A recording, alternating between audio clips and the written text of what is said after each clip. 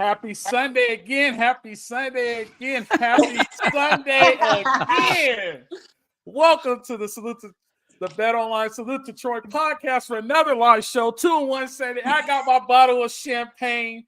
Christmas came early. It's time to celebrate. You see all these big smiles on we got the whole cast here. Everybody asking for Candace. There's Candace. Everybody want to know where the madman is. There's the madman. We got the man. Ryan Dyroot is here. Whoever said Christmas does not come early, I don't like celebrating Christmas before Thanksgiving, but I ain't celebrating Christmas before Thanksgiving. Jamal, I told you we were going to be happy today because I thought we had a chance to win. We did not. We weren't happy about the outcome of the game, but God damn it, we're happy today on Sunday. I've never seen Fred this happy in my life. I don't think he's going to be this happy if USC was a national championship. I mean, you better be. If SC's a national, they're not ready for that one. There might be some indecent exposure. We're here live on a random live that we did during football, and I don't like to interrupt you guys' football. Breaking news.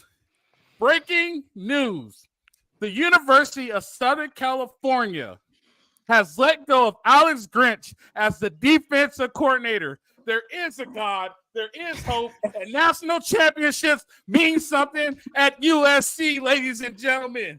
I will admit, I said earlier, I don't think it's going to happen. I just didn't see it. I didn't think they had it in them. I know. I didn't think they had it in them. I thought Jen wanted to be a Penn State of the West, and I was adjusting to that. And I was going to be okay with never going to a CFP. I was going to be okay with, winning 10 games. It's just how it works. But guess what? Alex Grinch is gone. He already stole our Christmas, but I'm still. Hey, Jamal, it's Victory Sunday today. I got champagne. We're going. It's Victory Sunday. Hold on. I will say this. I'm going to let Candace go because I'm going to go put the champagne back in my refrigerator because I'm not going to drink this all. I'm going to just finish drinking my fight on pale ale. I'm going to finish drinking that. But, Candace, the fans have been asking for you. You've been absent for a week. How do you feel about this right now? You guys talk about it. I'm going to go run and put this in the refrigerator real quick. But be careful opening that. That thing is exploding everywhere. Yeah. You guys, you discuss it real quick. I'm going to pull the headphones out so I can hear, and I'll be right back. Oh, my goodness. My thoughts are, as all of us here, so some things outside of my control allowed me not to be there this week. But, my football team, I just got to touch on that. We are 35-0. We are the top 10 team in the country. We took down the number 6 team in the state, and we are on our way 2 more rounds, and we're at the state championship. Wow. Congratulations, Candace. We took down the Notre Dame incoming QB 5-star CJ Carr, who's Lloyd Carr's grandson, who's apparently groomed and ready to take us down. But now when you get boys from the east side, the west side, and the south side of Detroit, it's not happening. So just had to throw that out there. Man, I was glad when they who threw it in the chat? Ryan? I did. I did. And then once it was solidified, I said, we got it. Let's verify it. My husband's defense is the number 1 defense in the state of Michigan, less than 6.2 points against all opponents. I said, hey, if USC calls you tonight, are you ready? So I dropped that in this thing. I said, look, Christmas came early. So the emotions are mutual among all of us. It was devastating. It was disappointing watching that game yesterday. The feelings, the emotions. And I'm not a fair weather fan because I'm an athlete. So I'm riding with them boys all the time. This was a bow with a giant bow with everything. I will tell you this, and I'm not going to be picky. I do not feel good about it saying USC. I wanted to say Lincoln Riley lets his boy go because we knew this whole time. Say it. Lincoln Riley let his boy go. Say it. I wanted that was a huge thing for me because we know that if it was Dion, we know that if it was Saban, we know that if it's Belichick, hey, you got to go. We're cutting ties. But the reality of allowing my homeboy, I'm dragging you from Norman, trying to put you in La La Land. Hey, that run its course way, way, way, way longer than we could have thought. Anywho, I won't get too picky with a USC. Jen, you starting to tip the scales on me just a tad. There you go. Just a tad. In the right direction. But I'll take it how I can get it. When we say a win is a win, this is a win is a win. I just want to let you guys know, this isn't even me celebrating. We win a national championship. Of course, we'll be live and we'll be together. It's pretty. It's gonna be. This is just me happy. I haven't been happy about anything. I haven't been able to announce anything happy about USC yet since I started this. This is what my second year in. Haven't been happy, right? I'm happy. I am. and I don't even want to go in too deep. Go ahead. I was just saying you'll be excited to know, if you didn't know already, that they announced also that defensive analyst Taylor Mays is being elevated to an assistant and will coach the safeties. Yes. So that's a big move. There we go. Taylor Mays, give me a call. Give me a call, you bastard. We were roommates. I'm gonna drop a photo of me and T. Give me a call, Taylor Mays. We were roommates. I know Wait, your family. I know your. You were roommates? Yeah, me and Taylor Mays was roommates. I know Big Staff. You gotta call him up, Fred. Come on now. I know Big Staff. I know Lori. I know his little brother. And you know Taylor what? Mays, give me a call. Hey, I'm about to drop a picture of him in the chat in a second. This only solidifies what I've been saying from the beginning, and I'm going to quote a Michigan great, Bo Schembechler. Michigan should be coached by a Michigan man, and USC should always be coached by a USC Trojan. Do you understand? Or comes from that tree. Bottom line. So the fact that Taylor Mays, which has very little true coaching experience, what he's going to bring to that locker room, what elements that they see that he is capable of bringing, means more than anything that could have ever been done in Oklahoma for centuries ago. So yeah. Boom! All right. Thanks, Rye. Jamal Madman. I love the smile on your face right now. I haven't seen a smile like this since we started this thing, right? Other than us joking around and everything. I mean, go ahead. Take it away, Jamal. It's all yours. Go ahead. Look, it was one of those situations where it had to happen. And I was actually talking with some buddies of mine even this morning and saying, look, when is this going to happen? Is it going to happen today or is it going to happen tomorrow morning? We were sort of kind of taking bets about when this would be happening.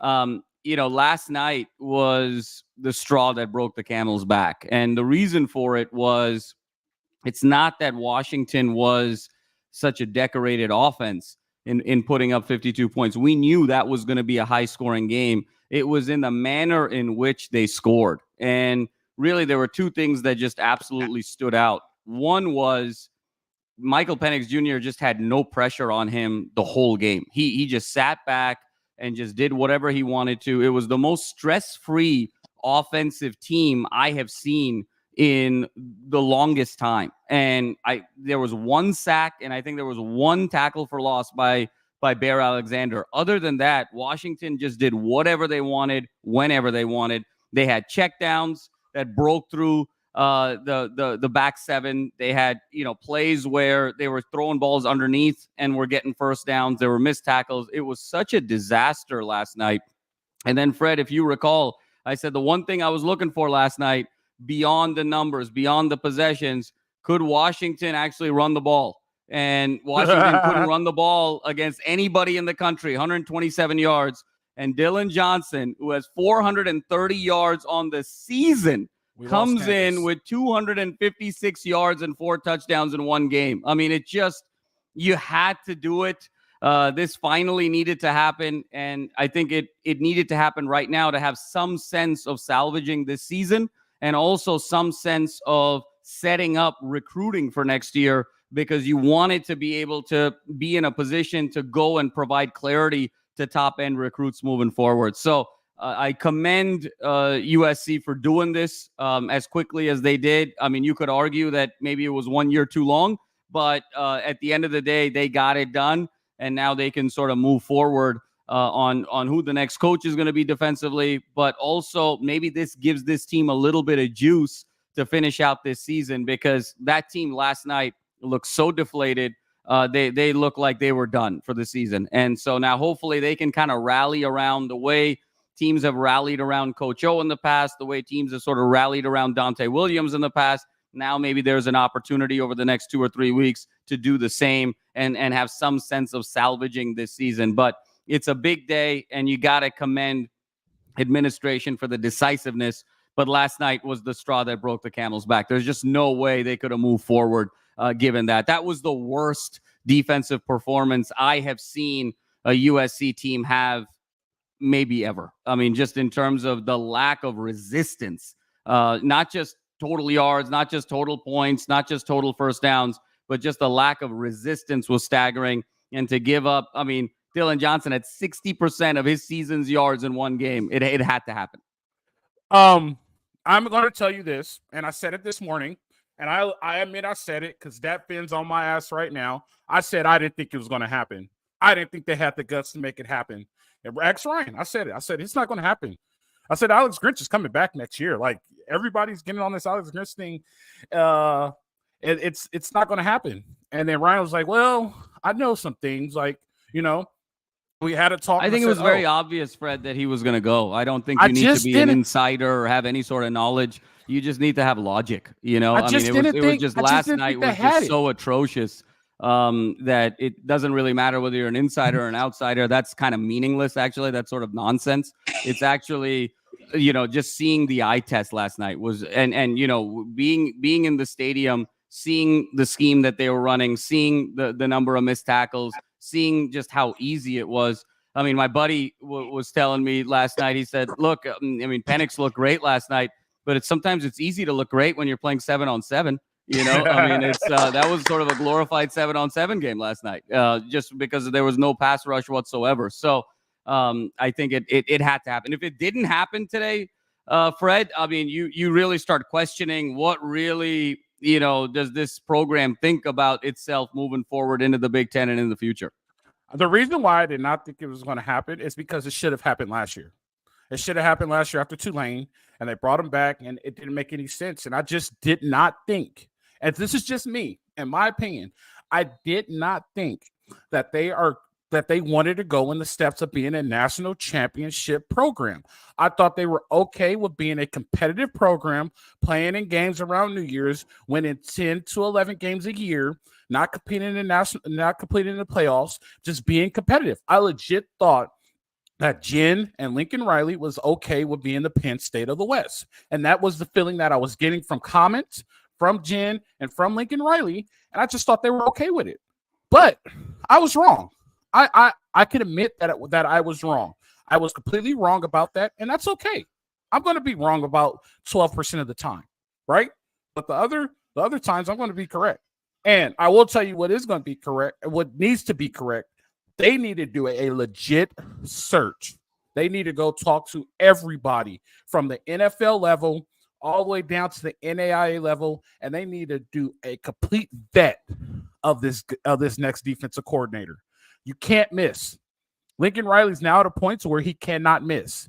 If he misses, Candace is going to get her wish. He's done. Hey, but if he misses, he's done.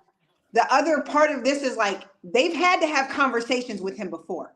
Like this wasn't obviously a surprise to him. So the kind of champion that he's not, this was his opportunity to solidify I am that guy. Oh, it's just been a fluke for the last 2 seasons. This is when champion. This was how about clutch. Are you clutch? Grinch, you're not clutch. You had an opportunity. Sorry. All I want to say is this. I know a guy. He has 8 years of college football experience, right? Coach Rowe? Come on, man. Right? He has 8 years of college football experience. I've called out the high school level, but I'm going to fire the staff and I'm going to put people around me who have called games and have done it. And I will be on LAFB every Monday night, giving the coach's corner, and I will stay committed to LAFB. I will get these guys right. And guess what? People who don't believe me, I got every in Southern California. And so Lincoln wants me. We're recruiting Southern California, and we're getting kids from Mater Dei, St. John Bosco, Long Beach Poly, NEIE. We're going Crenshaw. We're going to the Bay. We're recruiting the state of USC. David Aranda's not a good pick, Logan. David Aranda's hit or miss. But I will tell you guys this. It's a great day. It's a great day to be a Trojan. Jamal, it's Victory Sunday. Ryan, Jamal touched on it a little bit, but one of our guys at Belleville, #1 linebacker in the state, and I'm like, USC could really use you. Michigan's finna get a lot of sanctions. It's nothing but a phone call right now. So Michigan's I am heavily recruiting for that defense right now. Like, you really want to go with all that? The sanctions, you might lose your head coach, the lack of scholarships, bowl eligibility out the door. USC looking for a linebacker. They looking for some secondary guys. So, and just a feel of, I told you I'm around like these 5-star athletes, like they're cool off USC. They're cool off USC. And there was never be a day that I would think kids did not want to go to USC. But I'm hoping that this has changed that. The day is over. The day is Sunday, November 5th. 2023. That is here it is. Hey, that's an LAFB holiday. Ryan, Hey, make that a holiday. Here we go. What if Yes. I told you?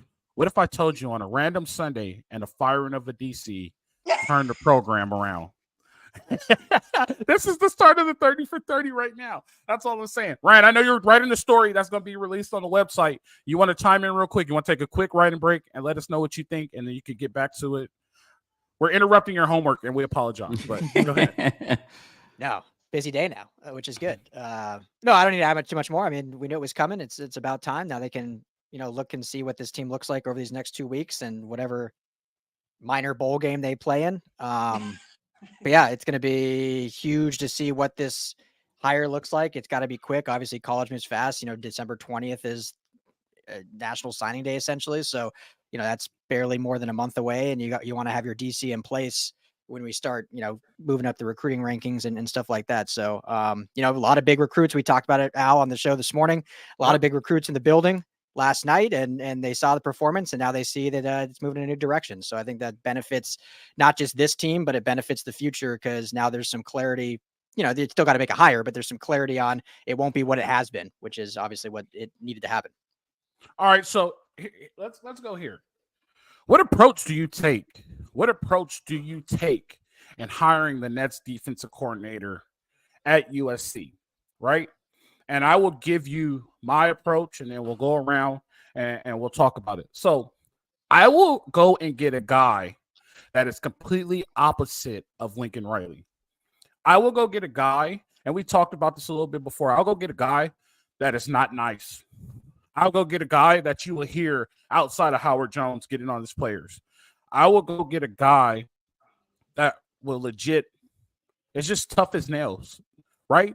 But on the flip side, you have to get a guy to make these players want to play for you.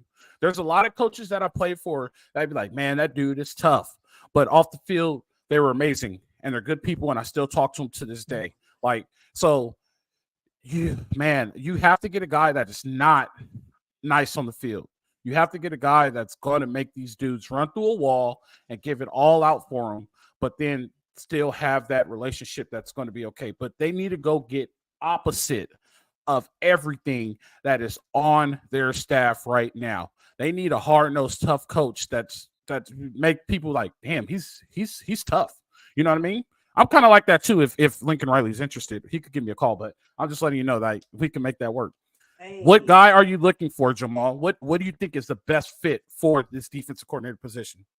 Yeah, Fred, I mean, I think I'll answer it in two ways. I mean, first is, to me, I think it's someone who's demonstrated excellence on the defensive side of the ball, and someone who's got experience in doing so. I mean, I think of an obvious choice is Jim Leonhard. I mean, when you think of even across town with DeAnton Lynn at UCLA, when you think about others in the SEC that have sort of demonstrated excellence on the defensive side of the ball. So I think you want to go and make sure that you have someone with a track record. I think you don't want someone that's necessarily a high potential coach.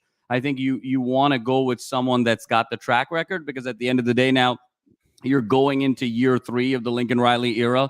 The honeymoon is over. The opportunity for growth is over. He has to win now to really legitimize himself, truthfully, as an elite coach in this sport, given that he was 5 years at Oklahoma and now it's going to be year 3 of USC, and yet to really kind of break through to international championship contention beyond kind of just getting blown out in CFP semifinals. So A, I think you want the track record, but B, I think this is just going to be so telling these next couple of weeks of the mind of Lincoln Riley. And I think so much we're going to learn so much about him over the next couple of weeks, because he's an air raid guy. Historically, air raid guys don't really hire very prominent defensive coordinators. They don't really believe in emphasizing that side of the ball. They think that as long as they can get a moderate defensive coordinator, that their brilliance and their genius and their scheme on the offensive side of the ball with the air raid will be sufficient. And so I think I really wonder where he's thinking, because there's an argument to be made after 5 years at OU, going 0-3 in the CFP, losing that last game at Bedlam.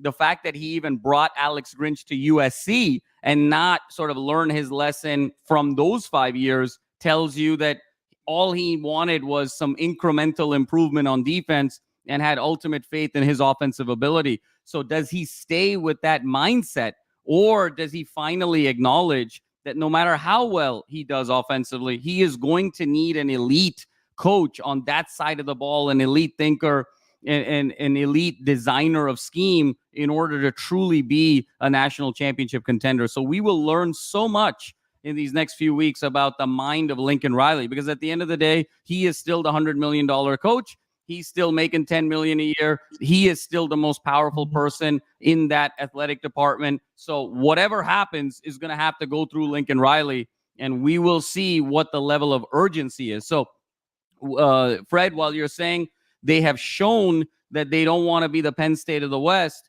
I'm not ready to go that far yet, because in order to sort of demonstrate that, part A is firing Alex Grinch, but part B is who you actually hire to replace him. Depending on who you hire to replace him, that ultimately will tell you exactly where they want to go with this program, more so than even firing Grinch. Because again, last night, I mean, I thought that was the best game Lincoln Riley called since he's been at USC. He threw the kitchen sink at Washington last night. I mean, that flea flicker with Zachariah Branch and the throw to Tahj Washington was a thing of beauty. He got Raleek Brown involved. Devin Barlow got involved. Mario touched the ball. Tahj, Brenden Rice, everybody got the ball. Lake McCree, he brought Deuce Robinson in. I mean, he threw the kitchen sink at the University of Washington and still lost by 10 at home. So if that doesn't tell you that you need more than just an average mind on that side of the ball, nothing really will. So let's see what he thinks moving forward. So to me, Fred, this isn't so much about who the coach is. This, to me, is going to be the most revealing indicator about who Lincoln Riley is. I got you. Can you guys comment on this real quick? Because you guys are more on the recruiting front. Madden Rarden, he just committed. Or is that fake? He said LOL. Never mind. I'll leave that alone. You guys had no idea, so that must have been a joke. They got us. Joke's on me. Candace, go ahead. What do you want to see as a defense? What do you already know what I'm? You already know what I'm thinking. Most likely, it won't be an SC guy. It's gonna not be. It's not gonna be an SC guy. So if it's not an SC guy, just hear me out. If it's not an SC guy, what do you want to see of a guy who's not an SC guy at least come in and do to help this USC defense? If it's not a USC guy, haven't we learned our lessons with not having USC guys? Is Coach O available? So here's the problem with Coach O. They're probably going to kill me in the comments, but Coach O is a great recruiter. Coach O is a great position coach. Coach O has never called a game. Great. You got Taylor Mays. Next. Taylor Mays has never called a game. Taylor Mays is, you know what I mean? Like I get it. Those are the things you have to look at, right? Taylor Mays has never coached. I know. Okay. Has never had a room. I'm not X's and O's. You had a guy that's been calling games for over 5, 6, 7 years and couldn't call a game properly with weapons. So I will really take Coach O. When we were at the track, you could hear Coach O in their asses coming down Howard Jones to be on time. And Taylor Mays is part of those guys. So what I'm saying is we are at the tail end of this season. They absolutely need a commit. They need someone that, you're right, is going to be rah-rah. If you get into an athlete's mind, I don't give a damn about your schemes. I don't care about your gaps. I don't care about your X's and O's. Magic happens, bottom line. So bring somebody in that can rally these guys, because we're talking about missed tackles. We're not even you're on here doing the whiteboard scheme. So you want to be no, you said keep it simple. I need you to go out there and tackle like a killer. I need you to run over their face and sack the quarterback. Make it happen. Don't let nobody hit your gap. Don't let them come to this end zone. Protect this like it's your mama's crib. Bottom line, that's who I need. I don't need to be worried about X's and O's, because they've been worried about X's and O's and running all types of routes and schemes and whatever and couldn't execute. You understand what I'm saying? So yeah, if they don't want to go get a USC guy, cool. We see how that worked. Yep. So I need someone that's going to get in here, right here, and pull the heart out of you. There's plenty of coaches that don't know X's and O's, but can pull things out of you that other people can't. And you see right now with your boy Lincoln Riley couldn't even step to his boy across the hallway and say, hey, bro, you suck. You got to go. You making me look bad. You blowing up the spot. You already messed up the job that I gave you. You out of here. Deuces. He's hiding behind USC. USC fires. This was Lincoln Riley's opportunity to be like, had to let Grinch go. I'm the hire for someone who's better for my athletes. So Coach Well, O. the official announcement said Lincoln fired him. Who knows what actually happened, but. Well, Lincoln technically had to fire him because Lincoln is a coach, but Lincoln was probably pulled into the room by Candace's you, girl. Ryan, for the fact check. That's why Lincoln was probably put into the room by Candace's girl, and Jen was like, "Look, you got to do this. We're gonna lose money. You got to do this, right?" And then we're losing money. We're losing money. USC is not playing with that checkbook. Oh, I like this one. I like that one. That's a good one. If we could do that, that is a former head coach. That is a national championship head coach, and that is a hell of a defensive coordinator. That will be a good play. I like that one. Will 77? Yeah, that's a good one, Will. That's a good one. That's a good one. This one is an absolutely no. That is an absolute no. That is the worst person you could possibly bring.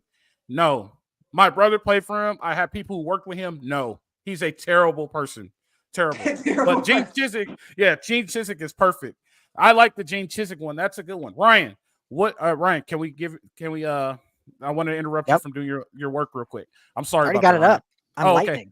Oh, so it's up. The article's up. Go to LA. Hire Ryan because he executes. Bottom line. There we go. The article's up. Get him on the staff. We move. Ryan, what do you want to see as a defensive coordinator coming in?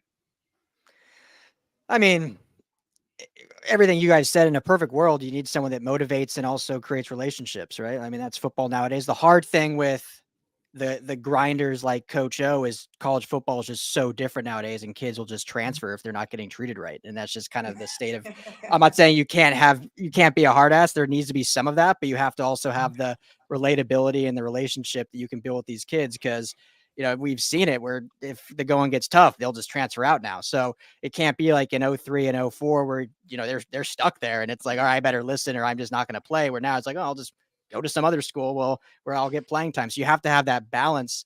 And the ability to motivate, but also, show love and also know X's and O's and fit within the system and recruit. I mean, there's so much that they got to go into and look for. What do you got here? Chris Richard? I love that one. I love that one too. That's a good one. I like Ryan, it's a really good point. What you're saying about the world has changed. And the world of college football has actually changed since USC was USC. I mean, we're now, last night, basically eliminated USC from Pac-12 contention.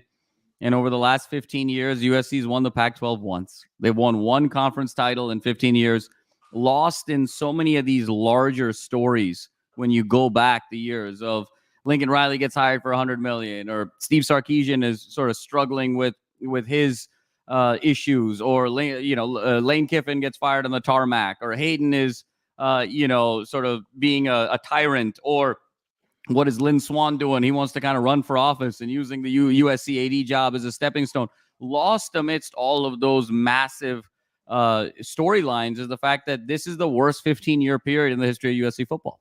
And if you go and look at any 15-year period in the history of USC football, no period, and no rolling average period since USC started playing football over 100 years ago has been worse than this 15 years. So you really are kind of starting from scratch in so many different ways.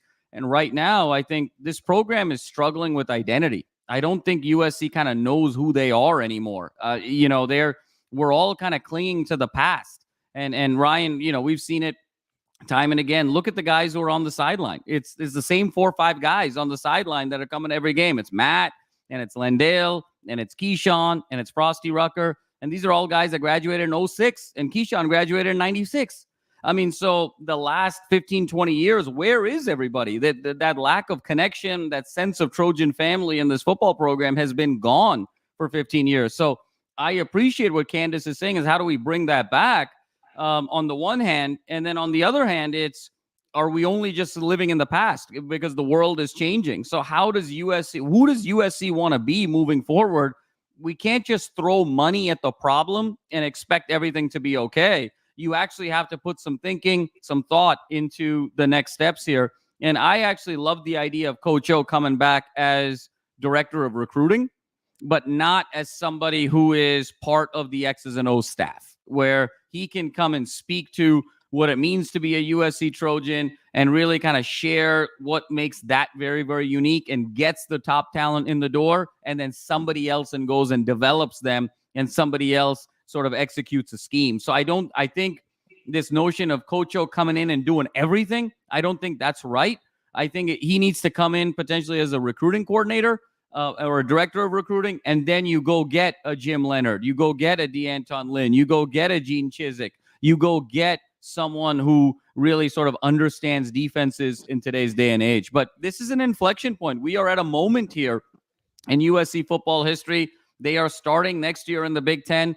That whole storyline around, in the West Coast, when you play the Oregon States and you play the Washington States and you play the Arizona schools, oh, these guys grew up wanting to go to USC, but they couldn't get in, so they're going into these other programs and they got their chip on their shoulder. That story doesn't hold in the Big Ten anymore when you're playing these Midwestern kids. Those Midwest kids think about Michigan and Ohio State and where they want to go. So you have to really reinvent this program now moving forward, and it's an inflection point. So I go back to, this is really going to be very telling about who Lincoln Riley is and how long he wants to stay at USC.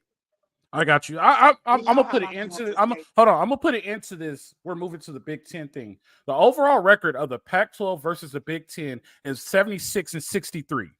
So the Pac-12 has been whooping on the Big Ten for a minute now. So moving to the Big Ten doesn't scare me. The travel thing doesn't scare me. Like, we have to end that. Now, I'm not saying it's supposed to, Fred. That's not what I said. What I said was I got the history, right, that you did in the Pac-12, where everybody in that region wanted to go to your school and they had to settle for another school. And so they got this chip on their shoulder and they're getting big for USC. USC is just sort of another brand in the Big Ten, right? Yeah, they're not the brand. They're a brand now in the Big Ten, right? Because regionally, those Midwestern kids don't grow up, in their homes. They're not sleeping at night thinking about USC. They're thinking about Michigan. They're thinking about Ohio State.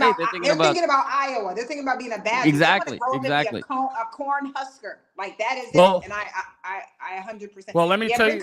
Bring Coach O back in a different capacity. I will say you have to bring in some USC. And like you said, the identity. You hit it right on. Our identity can't just fade into being, no offense, like these public institutions. There is a sense of privilege and elite that we have that has always separated us just with the student population, let alone athletics. It's always been a heightened level, and we now see that it's diluted. So I agree with you 100%. The identity, my mindset, when I wear my USC to practice, and they're like, who USC, Reggie Bush 20 years ago? I'm like, oh my God, don't come for me. I hear that from my brother too. My brother tells me that the same thing. My brother, and he's going to be on the show on Thursday because we're playing Oregon this week. And my brother always says, like, what's the last thing you guys done? I'm in a fantasy league with a bunch of ducks, and like, or you know what I mean? So it is a thing that happens. And you touched on it. Jamal, you're right. We don't have an identity. That's why there's no identity right now. I mean, look, this is state of the West. Yeah, there is. But the reality too, you're saying the guys that are coming back, we're not letting Reggie back because they're goofy for their reasons. You got he could come back. He's good now. He could come back. And that's the other problem. He can't. Anyway, that's a whole nother podcast. But that huge gap where there was a disconnect between the alumni, the disconnect between, like you just said, with the athletes, that's 15. We're coming up on like 20 years. So what is identity? And it bothers me when we're continuing to go outside of what USC. There are very qualified USC people that maybe bring that tradition, that bring that X factor we need until we can get everything that looks good on paper. So my other thoughts to you guys, do you bring in an interim DC guy, or the guy you bring in right now is the guy you ride with for the next couple seasons? I think they're going, and it says it right there, they're going with Barry Odom and Sean Newett to be, they're going to be in a co-DC role. So they're not going to bring an interim guy, and they're going to promote Taylor Mays. But whoever they hire will be the guy. Yeah, so whoever the next, I think, but the guy that they hired, they're already talking to him. They hope they was talking to him, because USC, and I had to say this when you said it, Jamal. USC is like the ex-girlfriend that broke up with you, but you'll always go back. So I guarantee you, there's people looking like, yeah, USC. You know exactly what I'm saying. Like, dang, if she became available, even though she did me wrong, I come back. That's how people look at USC. So I'm hoping that there's some interest in a USC human a USC human. I mean, I get what you're saying, and the Jamal was right. We have to find the identity, right? So how do we find the identity? The identity should have been found because we're going into year 3, right? Now you're bringing in a DC a year too late, and are you gonna, like I said before, are you gonna bring in a guy that matches your culture, or are you gonna bring a guy that's different from your culture? And it has been confirmed that Madden Reardon guy is a 2026 when guy. you say that, that's my issue. Lincoln Riley does not scream culture to me. Lincoln Riley, when I see him, there's nothing about his aura or his presence. I don't care for Nick Saban, but he has culture. I don't care for Kirby Smart, but he has culture. Jim Harbaugh has culture. Belichick has culture. You want to be part of he does not scream culture. So you're right. The identity of what USC deserves to be with our tradition and our heritage, or Lincoln Riley's Norman, Oklahoma culture. That concerns me. And you have to bring somebody opposite of that. And to me personally, the staff needs to be blown up. The staff. So when they hired Lincoln Riley and they brought the receiver coach, I thought that was the only person that they should have brought with them, because they said he's an excellent recruiter, and I get that part. But the staff should have been blown up. The staff now needs to be blown up. Everybody has to go. I don't know. There's strength in performance. Guy. The guys are in shape. I'll just say that. I can't say that because you got guys running past the safety. You got guys who are getting ran by. Okay. You got guys who are getting just blown up front. Up front is an issue, and that's a strength and performance issue. You know what I mean? Right. So like, we're at a point of Zachariah Branch, the exception. Whoever Zachariah Branch's performance guy is doesn't matter. It's Zachariah. You know what I mean? But we're at a point. We're at a point to where it's still early enough, but it's a little too late. But we got to blow it up. It's got to go. The only person who needs to stay is Lincoln Riley and the Towel guys. You know what I mean? Lincoln Riley and the DJ. Like, that's the point we're at. And Candace, one thing. Go ahead. Candace, one thing I want to share with you is I just love your perspective on this. And I think there has to be urgency, because to your point about USC and its past and everyone sort of wanting to gravitate, the magnetic brand of USC, that only lasts for so long. And, we've eaten into a lot of that margin. Okay. Mm-hmm. It's been 15 years. There's maybe 2, 3, 4 more years where SC can kind of say, hey, we're USC and we all this sort of privilege and all this brand from the past. Because let me ask you a question, Candace. Your love for USC starts obviously when you stepped on campus as a decorated athlete. What was your perception of USC before you came to USC? I'm glad you said that, because I am from the Midwest. I was the first track athlete that ever came from Michigan to USC. USC sucked. My first USC football game was Reggie Bush running up Fresno State, and everybody was in the stands were not full. People were sitting like this. And I've come from the big house. People are maniacs. These girls got crop tops and sunglasses. Jessica Simpson's in the stands. I'm like, this is not a football game. But my identity grew with the connection as our athletics began to elevate. When I got recruited by USC, it was Mike Garrett was like, this is a place of academics. This is a place of elite athleticism. And when you walk away from here, any place on this earth you go, USC is respected. So when I'm telling my 5-star athletes at Belleville, they're looking at me like LSU was at the game. And I'm like, LSU is Louisiana State. Who cares? Who cares? They care, because it's like whatever it takes. They're infested and infected with this idea of football. But USC, you're right. It's so different. But you're right. You're right. My identity of what USC as it developed, I grew with Reggie and Matt and Frosty and Sean Cody were guys that I was like, I want to be like who I was in the weight room. Right. You know what I mean? I mean, it's so well said, Candace, because we have to get this right. From a USC standpoint, they have to get this right, because everybody forgets. And who was the AD at the time? Who was the AD at the time that brought Pete Carroll in? Mike Garrett. And who is he? Mike Garrett, was, Heisman Trophy winner, former USC Trojan. Yep, yeah. Exactly. He's a USC guy, and I say that to say, like, someone said it to me, or you said it to me, Ryan. Bo Schembechler? Did you say it to me? Someone said it to me. What did they say to you? Well, they just said Bo Schembechler. Michigan has to be coached by a Michigan guy. And that's why they're not about to let your boy with all his signals and everything that's going on. They're not about to let him go because there's nobody that they can bring in. They tried to bring in half of Michigan guys and it didn't work. USC has to be run by it because unless you are part of it, and Jamal, you've seen both sides of it. Yeah. Like it's ingrained in you. It's in your DNA. Like my husband's from Rolling 60s Crip. Like that's his hood. Like you ready to die for this stuff. Stop banging on the podcast, you gotta, man. I think, Candace, you have to find that right balance of who's going to be the passionate representative of USC and then who is actually going to sort of execute on the field. Because look at it this way.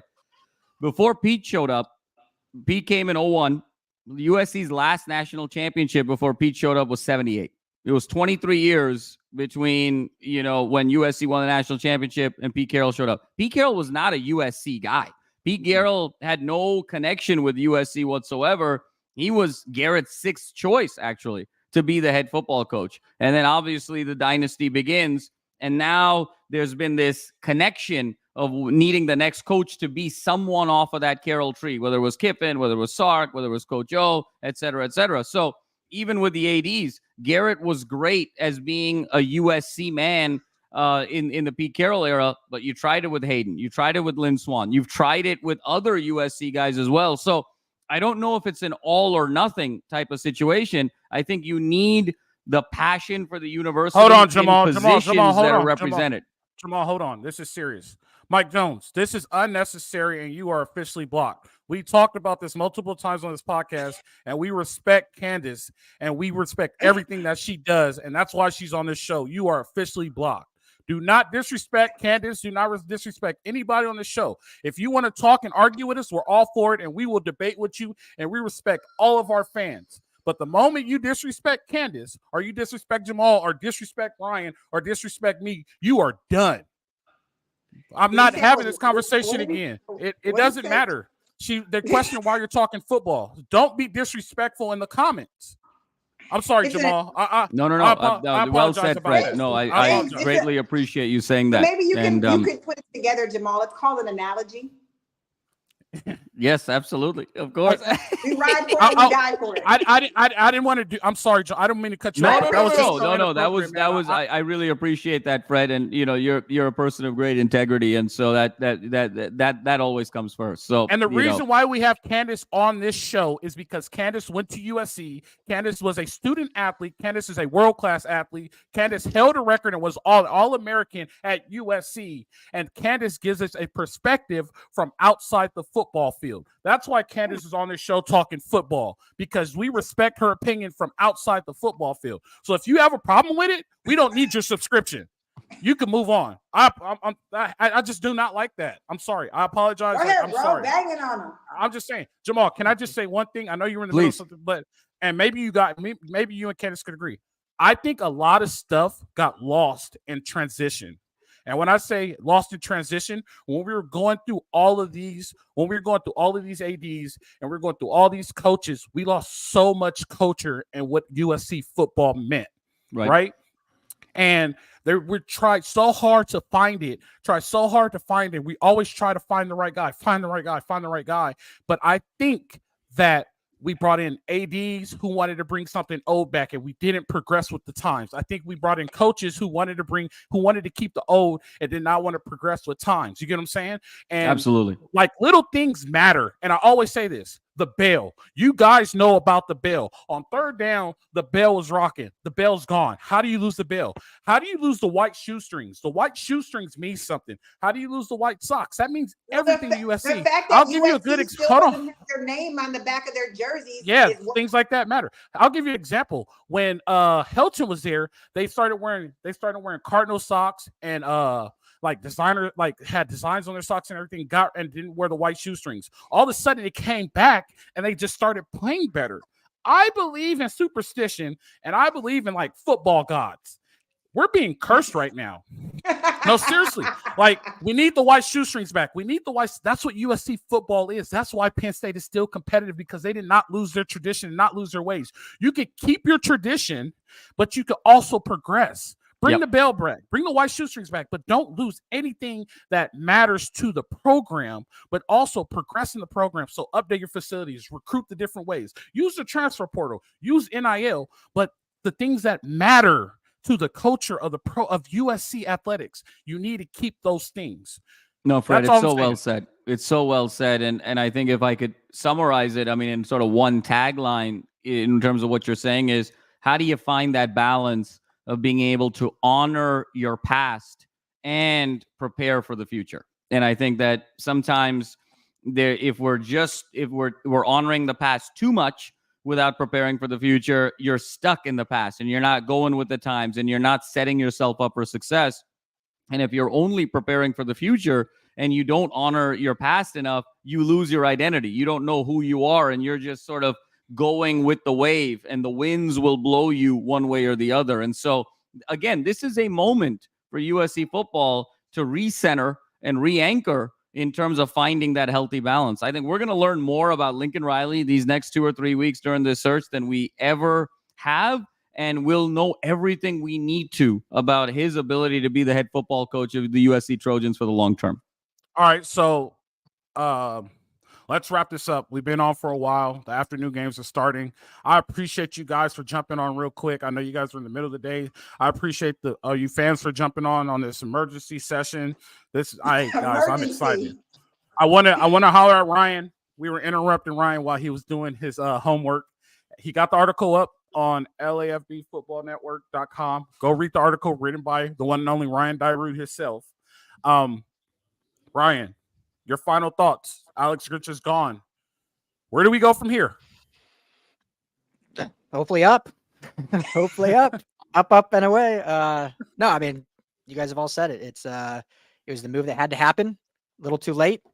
I think Lincoln Riley's done some good things in his tenure, and his worst thing he's done was bringing Grinch back, and that's why this season is a lost season. So we'll see. This next hire is critical, and it starts now, and it probably will be finalized. I'm guessing it's going to move pretty quick by the end of this month or so, especially since SC has that last week bye while everyone else is playing. And we'll see if they go after, like you said, an SC guy, if they go after an NFL guy. If you're looking, I know you guys mentioned, if you're looking across town, with UCLA going after Deontay Lynn, who was an NFL guy, and that seemed to have worked pretty well. So, and Pete Carroll was an NFL guy. So it wasn't an SC guy, but he was an NFL guy. So maybe Lincoln goes that route and says, hey, we need an NFL guy, because the one thing I'll say that we didn't touch on too much was, and we mentioned a little bit with Coach O about the changing of college athletics. And, the big issue why college coaches have always failed in the NFL for the most part is because they can't be that dictator-like coach in the NFL, because now these are grown men with money and all these different things. And so now we're seeing it change from high school to college, where in high school you can be kind of that dictator coach, but once you get to college, guess what? Now you can have money, now you can transfer, now all this stuff. So it's finding that balance of how you really find that mold, and maybe an NFL coach comes in and fits better in this new mold. I have no idea, but it's gonna be critical, and I'm just excited to cover. It's gonna be a lot of fun. Did you see that, Ryan? He's gonna be on the show on Thursday. That's my brother. He went to Oregon. Kenny's your biggest supporter. He's always here. I love Absolutely. it. Can't wait to meet him. Can't wait to meet him. I feel like my cousin's on here too. He's just not saying anything. He's a baseball guy, but he supports you. But I thank all of our supporters. I got a quick final thought for you, Al. I know. I want to wrap it up with you. You've been gone for a week, and somebody asked about you earlier today. They said, "Where's Candace?" They don't like me. They don't like us at all without you. Like, you are the star. I will let Jamal go, and then we'll wrap it up with you. Jamal, where do we go from here? Fred, I think we've sort of said all that needs to be said. I think that moving forward, let's see how this group of young men finish this season. 2 more games to be played. Obviously, it's a lost season, but there's sometimes you just need a fresh voice and a fresh energy.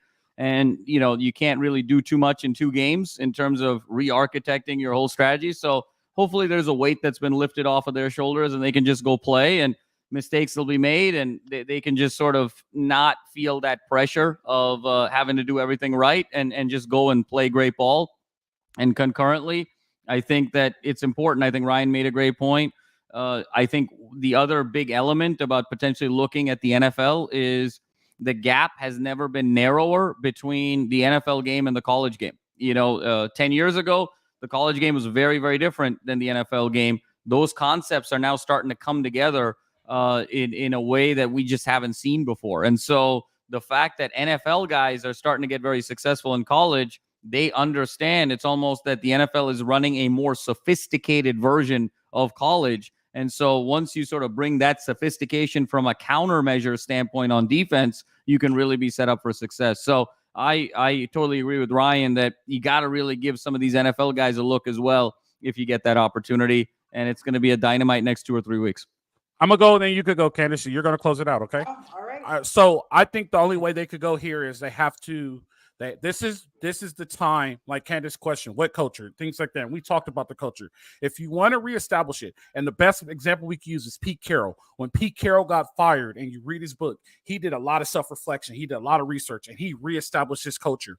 Right now is the time for USC, because it's still early in what we're trying to do, right? As far as years wise, right now is the time to establish your culture and become a great program. Like I said earlier, you have to go get somebody opposite of Lincoln Riley. You have to get somebody like a demeanor of Coach O, and you have to get somebody that means that defense means a lot to them. You know what I mean? You got to understand, like, even though they're scoring 50, we're only giving up 21.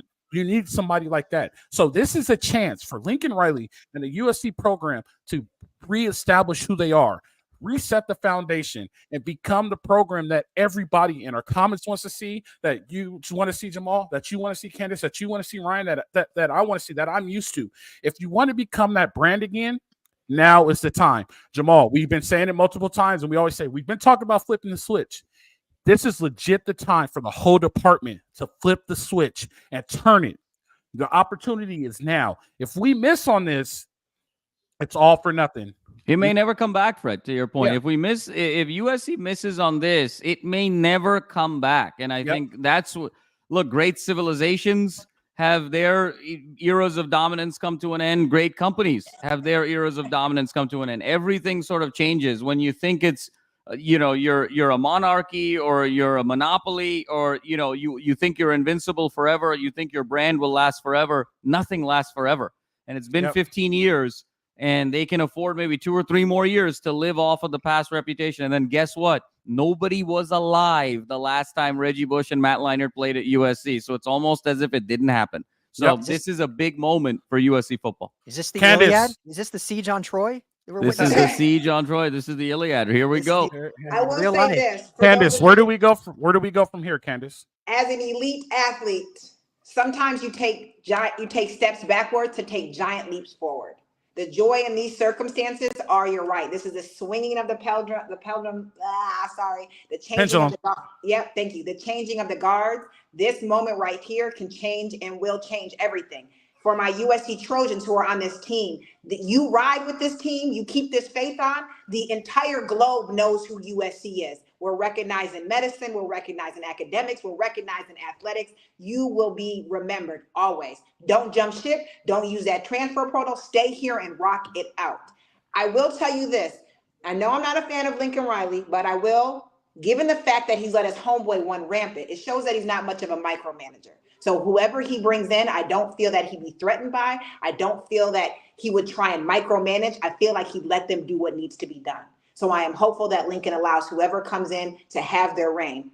I also hope that USC, I appreciate what you said, Jamal, consulting, just the shoelaces, the jerseys on the names, the bell. That's what keeps generations tied into USC.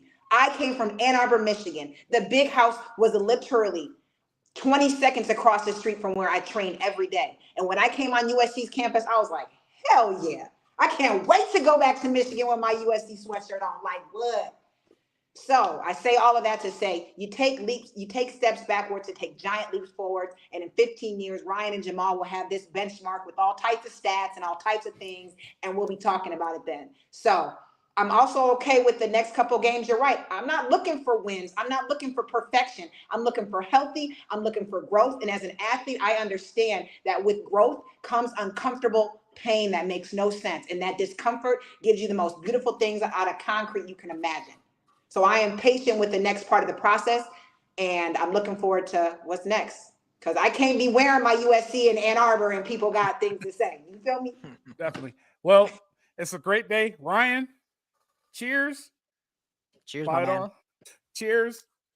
Jamal, Candace, mocktail, cheers. Hey, speaking of mocktails real quick, for our company Christmas party, there's a lot of people who like complain that they're trying to stay healthy and they don't want to drink, so they're going to have a mocktail bar. You guys would definitely love that.